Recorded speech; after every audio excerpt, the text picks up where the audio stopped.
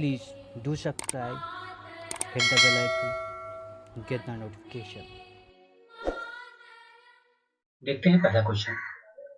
मोहरो basic असटीकता निम्नलिखित में किन के बीच सीमा का निर्माण करता है? बहुत सिंपल क्वेश्चन है। यह आपका तीसरा आंसर होगा। क्या परपटी क्रस्ट और ऊपरी मेंटल है, उसी के मध्य क्या पाया जाता है? मोहरो बिक कह सकते हैं, मोहरो बेसिक असटता पाया जाता है।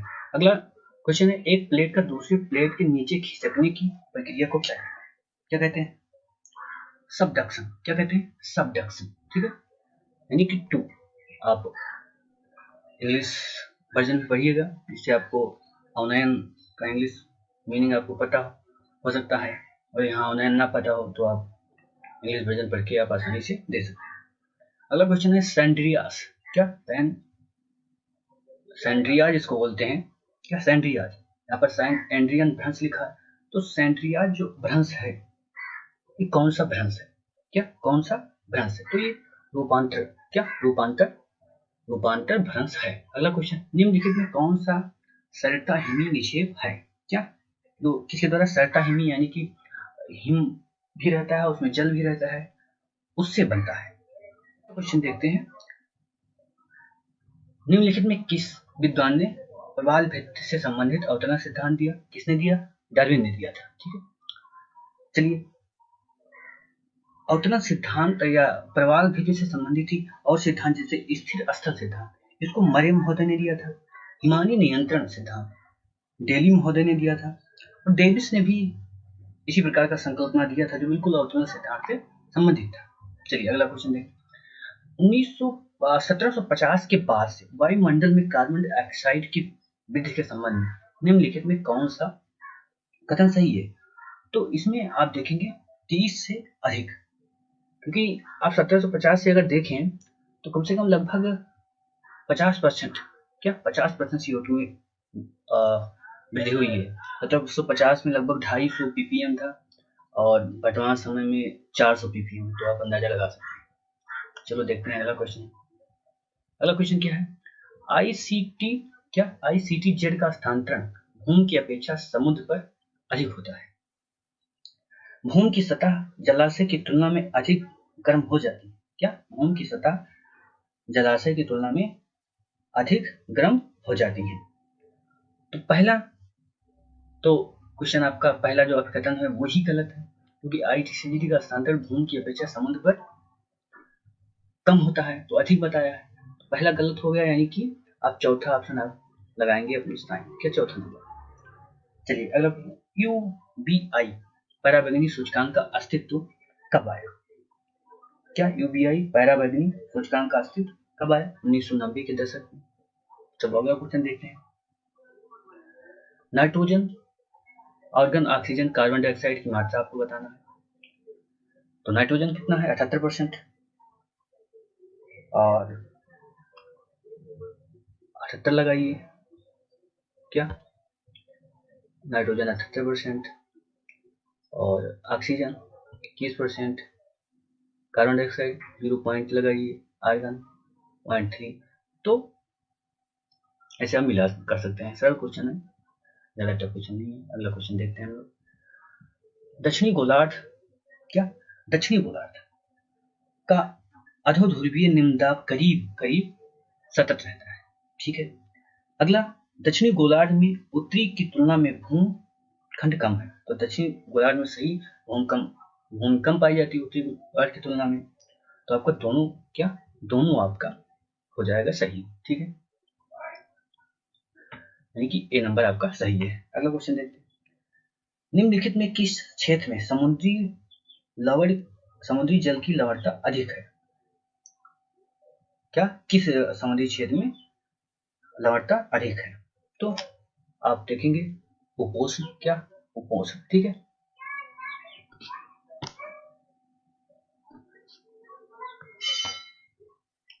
अगला क्वेश्चन, निम्नलिखित में से कौन सा सभी ज्वारों के सर्वाधिक संचलन के लिए उत्तरदायी है? क्या निम्नलिखित में, तो ये जैसा क्वेश्चन है गुरुत्वाकर्षण, गुरुत्वाकर्षण का खिंचाव। पृथ्वी की सतह से दूरी के संदर्भ में निम्नलिखित में कौन सा प्रतिशत भूमि उच्च की अपेक्षा चंद्रमा में भूमि नीच की ये सही है। अब भूमि उच्च और भूमि नीच को आपको समझना पड़ेगा कि भूमि उच्च और भूमि नीच क्या है। तो आप इंग्लिश वर्जन पढ़ेंगे तो आपको वहां पर मिलेगा पेरियोजी करके और एपोजी करके, यानी चंद्रमा जब पृथ्वी के नजदीक होता है और चंद्रमा जब पृथ्वी से दूर होता है, ठीक है। तो उस अगर नजदीक होता है तो 12% अधिक ज्वार आता है। अगला क्वेश्चन है महासागर का पश्चिमी भाग, क्या महासागर का पश्चिमी भाग उनकी पूर्वी सीमाओं की तुलना में हमेशा अधिक गर्म रहते हैं? ठीक है, सही है। अगला, प्रमुख महासागरीय धाराओं की गति पश्चिम सीमा में होती है, क्या पश्चिमी सीमाओं में होती है, ठीक है। तो ये दोनों सही है ऑप्शन, तो आपका पहला और सही व्याख्या वाला होगा। चलो अगला क्वेश्चन देखते हैं। निम्नलिखित में कौन सा पद दो बायोम के मिलन क्षेत्र को, क्या दो बायोम के मिलन क्षेत्र को स्पष्ट करता है? तो इकोटोन होता है, तो इकोटोन को हिंदी में प्रतितान कहते हैं, क्या प्रतितान कहते हैं, तो ये आप ध्यान रखिए। चलिए अगला देखते हैं। निम्नलिखित में किसने भूगोल को मानव पारिस्थितिकी के रूप में परिभाषित किया? किसने परिभाषित किया? तो बरोज ने, क्या बरोज ने। अगला, निम्नलिखित में किसने भूगोल को परिमाणात्मक क्रांति अवधि के दौरान भविष्यवाची पद्धति की खोज के रूप में परिभाषित किया? तो कौन है? यह है डब्ल्यू बोम्टे, क्या डब्ल्यू बोम्टे, ठीक है। अगला क्वेश्चन देखते हैं। निम्नलिखित में किसने महासागरीय, क्या निम्नलिखित में किसने महासागरीय जल के रंग और उसकी लवणता के बीच संबंध स्थापित किया? किसने किया था? अल मसूदी। इस चारों में अल मसूदी आपका ऑप्शन सही होगा। अल मसूदी की किताब भी लिखा है, जैसे किताब मिराज अल दहाब, क्या किताब अल दहाब कह सकते हैं इसको, किताब इसराफ कर सकते हैं, किताब अल जमा और किताब औशध, और किताब उनका मिराज अल दावा है, सोने की गाहें एवं जवाहरत के खाने भी उनकी पुस्तक है, उद्देश्य और निरीक्षण भी उनकी पुस्तक है। निम्नलिखित में कौन सुमेलित नहीं है? क्या निम्नलिखित में आपको बताना है कौन सुमेलित नहीं है। चलिए, पीटर हैगेट ने जियोग्राफी और मॉडर्न सिंथेसिस लिखा है। JP Mars explanation in geography, JP Mars ने एक्सप्लेनेशन इन जियोग्राफी नहीं लिखा, एक्सप्लेनेशन इन जियोग्राफी किसकी पुस्तक है? ये है डेविड हार्वे की। तो बी आपका क्या होगा? बी आपका गलत होगा, ठीक है। चलिए अगला क्वेश्चन देखते हैं। निम्नलिखित में किसने फसल संयोजन विधि विकसित की? आंसर वेबर, ठीक है। चलिए अगला देखते हैं। परिवहन लागत की वस्त्र उद्योग के स्थान निर्धारण में कौन महत्वपूर्ण भूमिका नहीं निभाता है? क्या कौन महत्वपूर्ण भूमिका नहीं निभाता है? आपका क्वेश्चन क्या है? यहाँ पर आपका ऑप्शन होगा क्या? 3। कपास एक शुद्ध सामग्री, तो अगर शुद्ध सामग्री है तो उसको आप कहीं भी स्थापित करिए, परिवहन उसमें ज्यादा भूमिका नहीं निभाता है, तो आपका आंसर क्या होगा? तीसरा होगा आंसर। निम्नलिखित किस पेशे को द्वितीय कार्यकलाप के रूप में वर्गीकृत किया जाता है? बहुत सा सिंपल क्वेश्चन है, पढ़ी को आप क्या कर सकते हैं? द्वितीय, ठीक है। चलिए अगला क्वेश्चन देखते हैं। निम्नलिखित में कौन सा गहन निर्वाहक ढांच के अंतर्गत नहीं आता है? आप नील घाटी और डेल्टा शेल देखेंगे, ये गहन निर्वाहक ये नहीं आता है, ठीक है। चलिए अगला क्वेश्चन। निम्नलिखित में किस कार्य समूह को स्वर्ण कॉलर कर्मचारी के रूप में कहा जाता है? तो अब तीसरा ऑप्शन, आप सरकार और निजी जो शीर्ष प्रबंधन अधिकारी होते हैं उनको हम ऐसा कहते हैं, स्वर्ण कॉलर अधिकारी कहते हैं, स्वर्ण कॉलर कर्मचारी कहते हैं, ठीक है। अगला क्वेश्चन देखते हैं। राजनीतिक भूगोल में वास स्थान की अवधारणा लोकप्रिय हुई किसके प्रकाशन के बाद? तो पॉलिटिकल जियोग्राफी, क्या पॉलिटिकल जियोग्राफी को जो सेकंड है उसको रेडजल ने किया था, और क्या रेडजल ने, और इसी से क्या राजनीति भूगोल में वासस्थान की अवधारणा लोकप्रिय हुई। निम्नलिखित में किसने हृदय स्थान सिद्धांत दिया? हृदय मैकेंडर ने। चलिए अगला, मनुष्य की नस्ल को वर्गीकृत करने के हेड प्रयोग में लाए जाने वाले शीर्षक सूचकांक को निम्नलिखित किस रूप में परिकलित किया जाता है, यानी किस रूप में उसे लिखा जा सकता है। ठीक है, तो आप देखिए क्या बताया गया शीर्षक सूचकांक को, तो सिर की लंबाई और चौड़ाई का अनुपात होता है। और तीसरा आपका क्या होगा? तीसरा आपका सही होगा। ठीक है, अगला क्वेश्चन देखते हैं। निम्नलिखित में कौन सा कथन किसी राष्ट्र के बारे में सही नहीं है? क्या कौन सा? तो अब पहला आंसर इसका सही होगा। क्या पहला आंसर कि हर समय सांस्कृतिक आधार हो, ये आवश्यक नहीं है। भू राजनीति शब्द किसने प्रयोग किया था? तो किसने किया? कजेलन ने। क्या कजेलन ने प्रयोग किया था। ठीक है, चलिए अगला क्वेश्चन देखते हैं।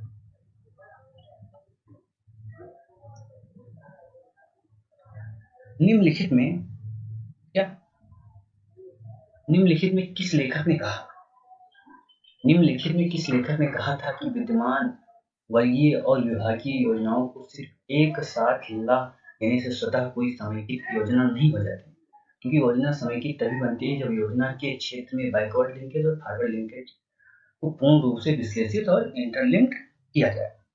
तो कौन थे? ये दांतेवाला थे। क्या दांतेवाला थे? अगला क्वेश्चन देखते हैं। निम्नलिखित में कौन सा क्षेत्र दामोदर घाटी क्षेत्र का हिस्सा नहीं है?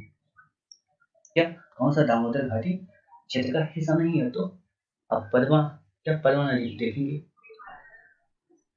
जो आपका आंसर है। अगला क्वेश्चन देखते हैं। यहाँ आपको मानचित्र बताया गया कि मानचित्र आप किस प्रकार का होगा अगर ये क्षेत्र ऐसे होंगे। तो राज्य का मानचित्र क्या होगा? राज्य का मानचित्र छोटा होगा, तो आप पहले को क्या कर सकते हैं? पहले को यहाँ मिला सकते हैं। जिला का मानचित्र क्या होगा? जिला का मानचित्र आपका मध्यम होगा। प्रखंड का मानचित्र कर सकते हैं बृहद होगा। पंचायत का कैडेस्ट्रॉल होगा। तो ऐसे आप मिला सकते हैं। चलिए अगला क्वेश्चन देखते हैं। निम्नलिखित में किसने क्षेत्रीय आयोजन की परिभाषा दी? क्षेत्रीय आयोजन ऊपर शहरी क्षेत्र में गतिविधियों के क्रम में सामाजिक उद्देश्यों को तैयार और वर्गीकृत करने की प्रक्रिया है। तो ये परिभाषा किसने दी? ये परिभाषा जॉन फ्रायडमैन ने दिया। क्या जॉन फ्रायडमैन ने? चलिए अगला क्वेश्चन। निम्नलिखित में कौन सा विलियम बुंगे द्वारा प्रतिपादित शहरी संरचना का शोषणकारी मॉडल से जुड़ा नहीं है? क्या? तो इसमें आप देखेंगे कि चौथा ऑप्शन है, चौथा ऑप्शन आपका सही होगा। ठीक है, चलिए अगला क्वेश्चन देखते हैं। किन स्थान से होकर भारत का राष्ट्रीय मार्ग 48 गुजरता है? तो पूरे सूरत अहमदाबाद से। चलिए अगला क्वेश्चन देखते हैं। भारत के निम्नलिखित में किस राज्य में टीके के अधिकतम, क्या टीक नहीं टीक जानते हैं ना, टीक के अधिकतम, टीका नहीं, टीक के अधिकतम बन पाए जाते हैं? मध्य प्रदेश। बहुत बार क्वेश्चन पूछा गया है। चलिए अगला क्वेश्चन।